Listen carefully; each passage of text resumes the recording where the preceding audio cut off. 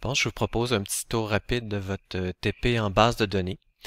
Alors, j'ai un menu principal ici, différents onglets qui affichent différents boutons. Donc ici, lorsque c'est rouge, coordonnées des employés et feuilles de temps, c'est un formulaire. Dans ce formulaire-là, on peut voir que, je vais essayer de l'étirer comme faut, comme ça, et boy. Bon, voilà, fait que gestion des employés, on voit que la feuille est basée sur la table des employés pour être capable de modifier leurs informations. Et il existe un autre formulaire qu'on a placé en sous-formulaire ici pour créer la feuille de temps. Donc, formulaire, sous-formulaire. On remarque qu'on a toujours des en-têtes avec le logo, le titre. Ici, il y a même une façon de rechercher selon le numéro de l'employé. Dans mon cas, 1, 2, 3, 4, 5, 6, 7, 0.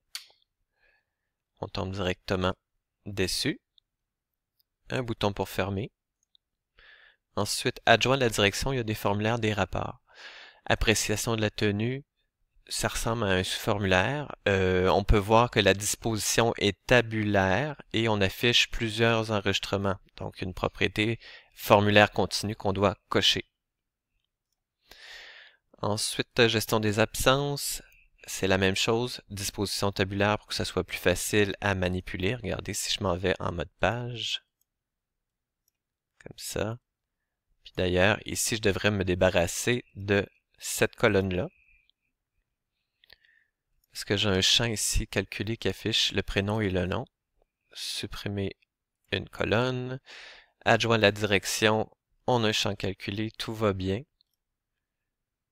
Donc absent, on disait qu'on aurait pu se débarrasser de ça éventuellement, parce que les gens qui sont dans cette liste-là sont forcément absents. Puis il y avait un petit détail ici que je devais vous montrer.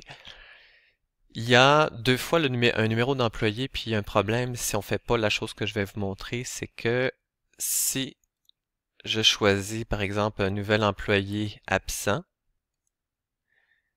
voyez-vous, là Ariane Desrapes ici, on voit son nom complet, mais elle s'affichera les deux côtés, parce que les deux font référence à un code d'employé.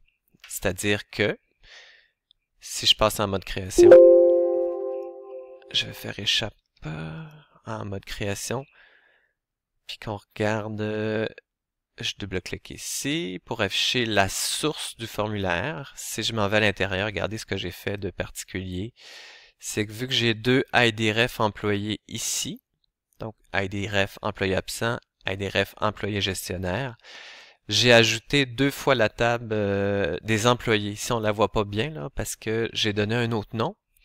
Mais si je fais ajouter, afficher la table, c'est comme si j'avais glissé plusieurs fois la table des employés ici là. Là, je vais l'enlever. Puis, je l'ai ajouté deux fois. Par contre, je l'ai renommé ici. Regardez, je donne un alias dans les propriétés. J'ai appelé ça gestionnaire suivi. Lui, c'est employé absent. Donc, c'est plus facile après ça de distinguer qui est qui. Si on va voir en bas. Oups, excusez.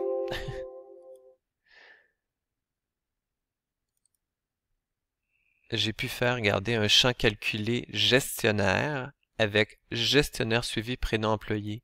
Gestionnaire suivi prénom employé et un espace et gestionnaire suivi non employé.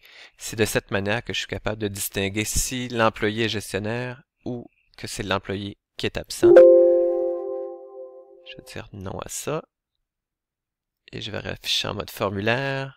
Donc, je vous réexplique. Le code ici, je suis capable de savoir que c'est l'employé absent. C'est pour ça que je peux afficher le bon employé versus l'adjoint à la direction. Il est capable d'aller chercher un autre employé qui correspond au gestionnaire. Ensuite,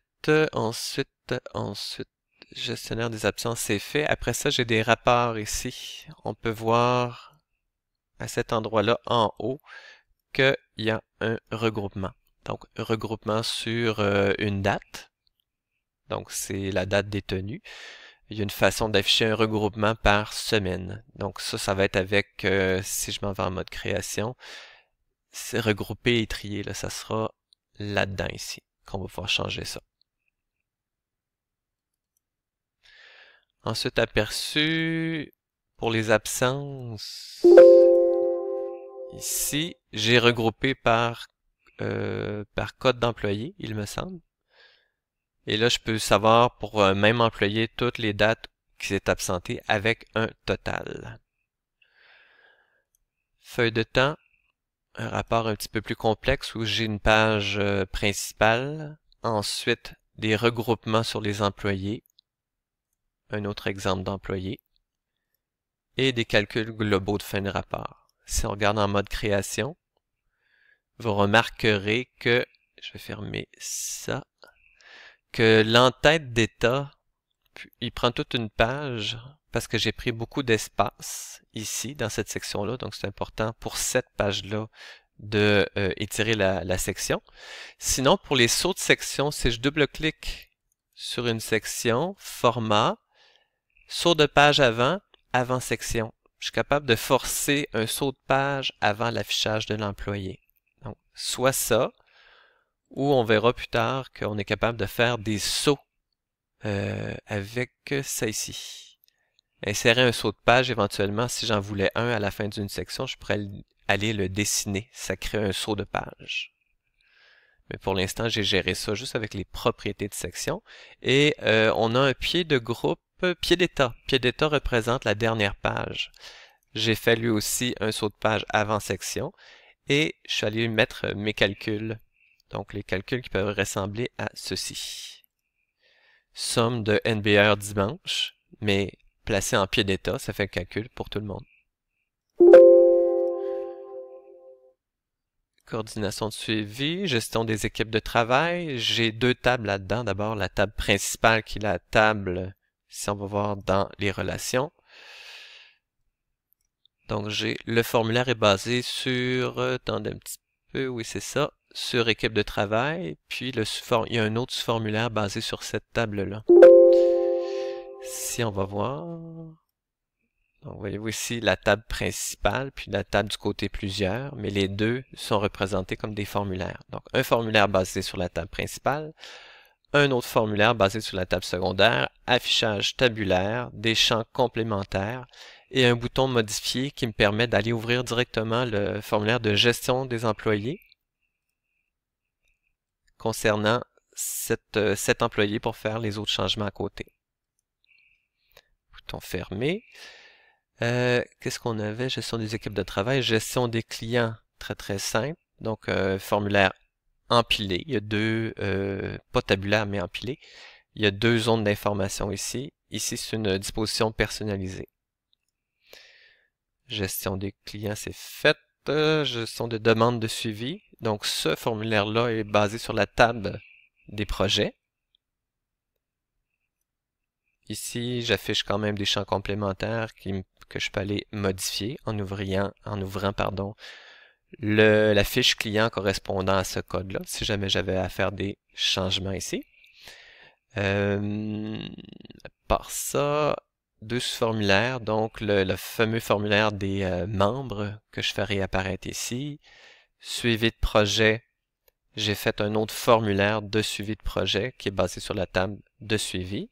Mais quand je clique ici, j'ai créé un autre formulaire qui me permet de visualiser exactement les mêmes enregistrements, mais d'une façon empilée ici.